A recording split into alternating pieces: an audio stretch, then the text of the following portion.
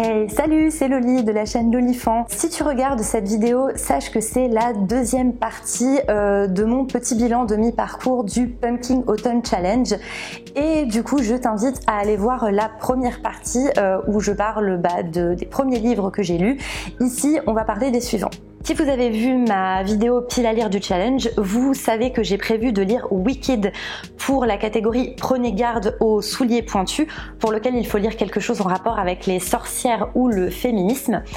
Mais il se trouve que il y a un livre qui est venu au programme d'un club de lecture dont je fais partie et qui correspond parfaitement à cette catégorie.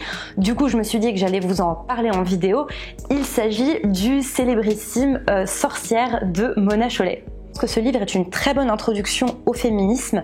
Néanmoins, il n'est pas révolutionnaire si vous êtes déjà un petit peu renseigné sur le sujet. C'est une série de quelques essais. Un sur les sorcières, un sur l'indépendance des femmes, un sur le refus de la maternité, un sur le statut de la vieille femme et un sur l'écoféminisme. Je trouve que Mona Chollet va assez loin sur le thème de la maternité et sur le thème de la vieillesse. C'est des chapitres qui sont assez marquants et assez forts.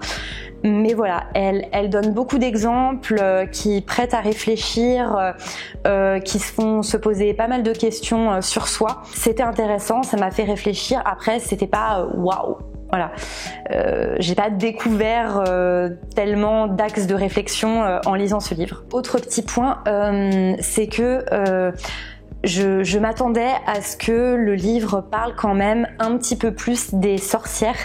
En fait, finalement, les sorcières ne font l'objet que de l'introduction du livre. Et même si on apprend des choses, pour le coup, très intéressantes sur les chasses aux sorcières, ça s'arrête un petit peu à là. J'aurais aimé qu'on aborde peut-être plus et sous différents angles la figure de la sorcière. Ça reste une très bonne lecture. Bravo à Mona Chollet pour son travail et pour son combat. Pour la catégorie Jack-o'-lanterne, on peut dire que j'ai bien rigolé avec Le songe d'une nuit d'octobre de Roger Zelazny. C'est un livre qui est parfait pour la saison et pour le challenge puisqu'il se déroule pendant le mois d'octobre et qu'on sait que les personnages attendent quelque chose qui va se passer le jour d'Halloween, le jour de Samhain. Tu vois les investigateurs Lovecraftiens ? Tu vois la Ligue des Gentlemen Extraordinaires, ceux qui se battent contre des cultistes démoniaques et des créatures qui les dépassent? Eh ben, dans ce livre, tu vas suivre leurs animaux de compagnie. Le personnage principal, c'est un chien, vous avez un chat, vous avez un rat, vous avez un hibou, etc. Autant vous dire le niveau de sérieux sur lequel on se place. Zelazny mélange avec beaucoup de malice, horreur et humour. On va avoir toute une série de références à des grandes figures de l'horreur, de la littérature populaire. Ce qui est amusant, c'est qu'il nous met dans la posture où nous, lecteurs, il nous donne de petits indices et c'est à nous en fait d'essayer de deviner qui est qui et de quoi on parle. Zelazny vous dit jamais c'est lui. Typiquement pour Dracula, il vous parle du conte. Pour Frankenstein, il vous parle du bon docteur. Pour Sherlock Holmes, il vous parle du grand détective. C'est à vous de comprendre de qui on parle. Ces références, elles sont assez évidentes. Après, si vous voulez prolonger le plaisir, je vous recommande quand même d'être un petit peu familier de l'univers de Lovecraft si vous voulez apprécier ce livre. Bref, ce livre, il est là franchement pour vous faire passer un bon moment, pour bien rigoler. Et je terminerai en disant que il est juste parfait pour la catégorie Jack-o'-lanterne puisque le propriétaire du héros, donc le chien Snuff, s'appelle Jack. Ouais, pas Jack-o'-lanterne, un autre Jack du monde de l'horreur plutôt connu. Voilà, je vous laisse réfléchir. Pour la catégorie L'autre mère, j'avais décidé de lire le premier tome des Sœurs Carmine de Ariel Holz. Sans vous dire que je n'ai pas été déçue, ce livre est à la hauteur de sa réputation. Encore une fois, j'ai beaucoup ri, j'ai adoré le caractère des trois sœurs, les tempéraments très différents que leur a donné Arielle Holz, avec d'un côté Mary qui est courageuse, débrouillarde et qui de temps en temps fait quelques bourdes, Tristabel qui est à la fois prétentieuse, complètement insupportable et en même temps tellement à mourir de rire. J'ai beaucoup aimé le carnet de la petite Dolorine, son regard d'enfant, son dialogue avec des fantômes, sa poupée complètement psychopathe qui lui demande de faire des trucs complètement horribles. Je ne vais pas m'éterniser, d'autres on en parlait beaucoup et mieux que moi. Je continuerai avec plaisir cette trilogie burtonesque et drôle à souhait. Pour la catégorie un cinnamon roll et un chai tea latte à emporter s'il vous plaît, j'ai lu comme prévu les miscellanées de Jean-Philippe Jaworski. Je ne vais pas m'éterniser puisque comme vous le voyez, j'ai un petit peu bossé sur le bougre puisque je prépare une vidéo dédiée à Jean-Philippe Jaworski pour cette chaîne. Que dire, j'ai passé un moment inoubliable. Voilà, c'était génial. Dans ce livre, vous avez le droit à quelques nouvelles qui sont du pur Jean-Philippe Jaworski avec cette inspiration historique très forte et souvent une touche de fantaisie. Vous avez une nouvelle qui se concentre sur la figure des Érini de la mythologie grecque. Vous avez une nouvelle qui s'inspire du peuple combattant des Goths. Vous avez une nouvelle qui est une espèce de légende autour d'une épée mythique qu'aurait commandée Attila lui-même. Ces nouvelles, Jean-Philippe Jaworski vous explique pas forcément le contexte et les personnages. Ce qui est sympa, c'est qu'en fait, c'est à vous de deviner un petit peu les références, de deviner la période dans laquelle vous vous situez.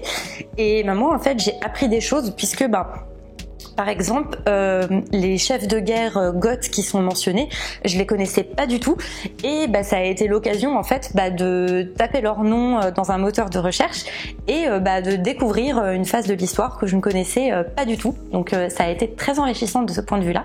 Et c'est toujours fait avec une bonne dose d'épique et de mise en scène absolument extraordinaire comme c'est le faire Jaworski. C'est ça, vous avez des essais passionnants, un sur le Seigneur des Anneaux et Tolkien et un sur le jeu de rôle que je vous recommande très très fortement si vous êtes rôliste, c'est passionnant. Et vous avez deux interviews, une autour de Gagner la guerre et une autour de la saga Roi du Monde. Si vous aimez cet auteur, ou si vous avez envie de le découvrir, ça peut être un bon moyen. Pour la catégorie You're Just As Sane As I Am, j'ai lu la petite nouvelle Tranchant de lune de l'auteur chinois Mo Yan. Dans cette nouvelle, on nous parle d'un meurtre mystérieux qui a lieu à notre époque et qui aurait été commis grâce à une arme légendaire qui s'appelle le tranchant de lune. À partir de là, on va avoir le droit à deux explications en fait de comment est apparue cette arme. Une qui va finalement être assez pragmatique pendant les années maoïstes et une qui va être beaucoup plus magique, beaucoup plus mythique, qui fait plus penser à un conte chinois. Dans le texte, très peu de choses sont expliquées, on fonctionne vraiment par images et par suggestion et c'est vrai que si vous n'êtes pas familier de la Chine, je pense que ça peut être assez perturbant parce que vous avez pas mal de sous-entendus et peu de choses qui sont expliquées clairement. J'ai bien aimé ce petit tranchant de lune, c'était une lecture ma foi assez envoûtante.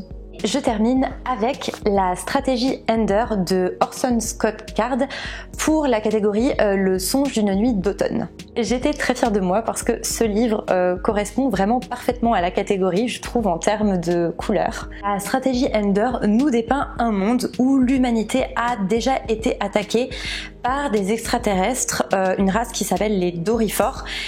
Et durant cet affrontement, l'humanité s'en est sortie in extremis grâce à l'intervention d'une sorte de génie militaire. Depuis, les hommes se préparent activement à une prochaine invasion et un certain nombre d'enfants sont envoyés dans des académies militaires pour devenir l'élite de l'armée. Dans ce contexte, on va suivre Ender, un jeune garçon qui est plus que prometteur aux yeux de l'armée.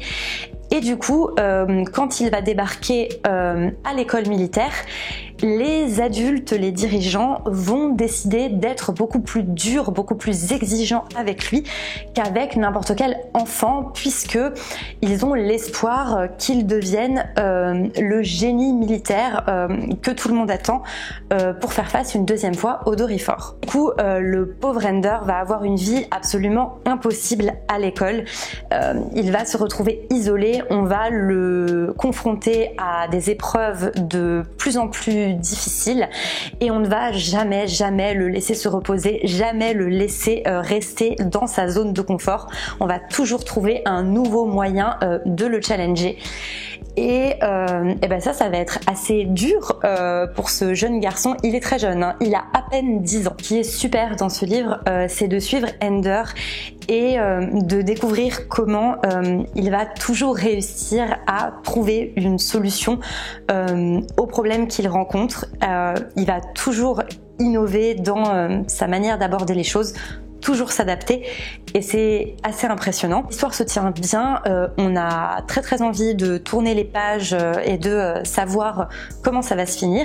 D'ailleurs, il y a une bonne petite surprise qu'on ne voit pas forcément venir à la fin. Après, je dois admettre que je m'attendais pas forcément à ce déroulement, ou en tout cas il y a certaines choses que j'attendais qui ne sont pas arrivées, notamment parce que je trouve quand même que les choses par lesquelles passe Ender sont très dures, que ce que lui font subir les adultes sont assez horribles. Et du coup, je m'attendais pas forcément à ce que ça tourne comme ça. Voilà. En fait, finalement, ce roman, ça fait un petit peu shonen. Ça pourrait être un bon shonen, vous voyez. On suit comme ça un héros assez jeune qui va évoluer et qui va toujours se dépasser, toujours triompher des différents obstacles. Et puis, vous allez avoir quand même une forte part qui est laissée à l'amitié, quelque part à une forme de camaraderie qui a quand même son importance dans tout ça. Le personnage principal est très isolé, mais il va quand même réussir à construire des liens avec d'autres étudiants. Si vous aimez un petit peu ces ambiances école, alors même si on n'est pas du tout dans un univers aussi tendre qu'Harry Potter, hein, c'est bien plus cruel que ça. Et puis si d'un autre côté vous aimez la science-fiction, finalement c'est un petit peu un mariage des deux genres. Voilà, ça peut vous plaire. Et voilà, j'ai terminé ce petit bilan de mi-parcours de mon Pumpkin Autumn Challenge. J'espère que pour vous le challenge se déroule bien. En tout cas, c'est toujours un plaisir de partager avec vous. Franchement, c'est hyper impressionnant de voir l'activité et tous les échanges qu'il y a dans le groupe Facebook, de voir le volume de ce que certains d'entre vous lisent. Moi, je suis bluffée. J'ai très hâte de vous retrouver dans une prochaine vidéo. En attendant, je vous souhaite de faire de très belles lectures. Je vous dis à bientôt. Salut!